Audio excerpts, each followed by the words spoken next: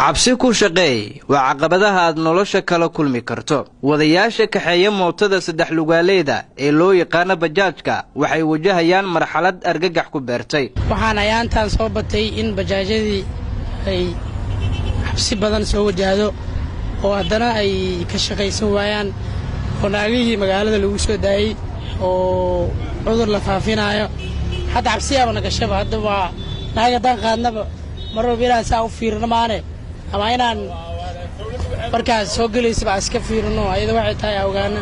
ama maxaa tahay inaan dhaano ardanta loo qasbays aad u weyn aad u shakinaysaa qofka aad waxaad baashi wada aad gadaal fiirnada kama marka qaar dadkii bulto waa ka shakinaysaa dad waxyaabo badan ay leesma aamini karo dunyada magaalada waa si aan caadi u kacsan taariikhdeed arkaab buu macaan wallahi waa arrin la yaab leh waay kulli tan dadka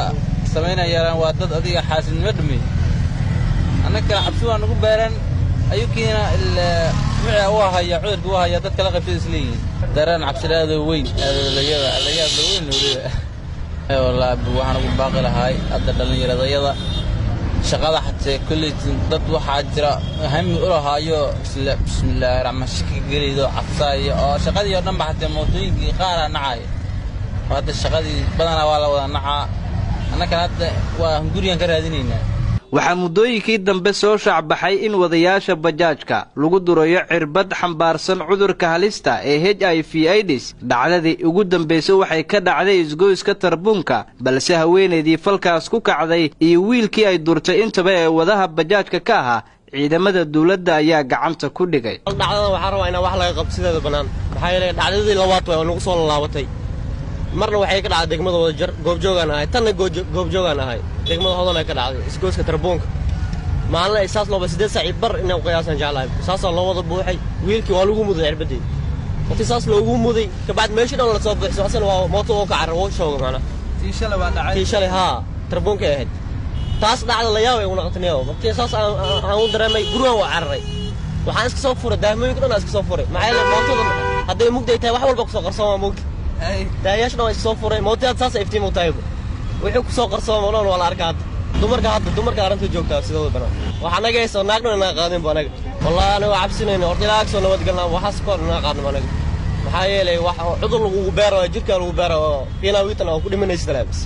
kaxeeyaasha mootooyinka bajaajka waxay rumaysan yihiin in dumarka qaar falkaan ay ku kacayaan balse ay yihiin dumar la soo adeegsaday xilligan. dhalinyaradan xirfadda kaxeynta nolol maalmoodkooda ku dhacsada ayaa dawladda iyo maamulka gobolka Banaadir fariin u diray. waxa sameynay oo qarash maqla qarash lagu soo siiyo absha maqlaba maxaa yeelay barnaamij qarash lagu soo siiyo oo la soo maalgeliyo ay soo maleynay maxaa yeelay qofka dal la qabto oo janjax ma qaraay ciidanka idaas ku dhiibay qofka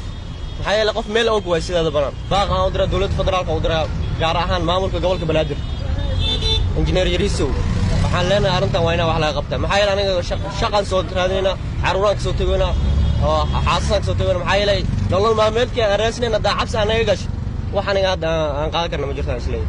waxaan imika hadda ku dhex jiraa mid ka mid ah mootooyinka bajaajka waxaana mootada wada ka mid ka mid ah dhalinyarada ku xamaalatay inay kaxeeyaan mootooyinka noocan waduhu magaciisu waa Cabdiraxmaan waxa uu sheegay in mootadiisa uu ku xiray qaybta dhexe isaga kursiga uu saaran yahay kuraasta kale dadka kale ee mootadiisa soo raacaya shabaq u dhaxeeya sida uu sheegana shabaqa dhawaan ayuu ku xiray sabab la xiriira cabsidan soo badatay la xiriirtay in cirbad lagu durayo wadayaasha sidoo kale mootadiisa daahman ayaa ku xirnaa daahmankii waa uu ka furay sabab la xiriira isla cabsida caynkan oo kala Sharmaaka Maxamuud Xuseen Kalson TV Muqdisho.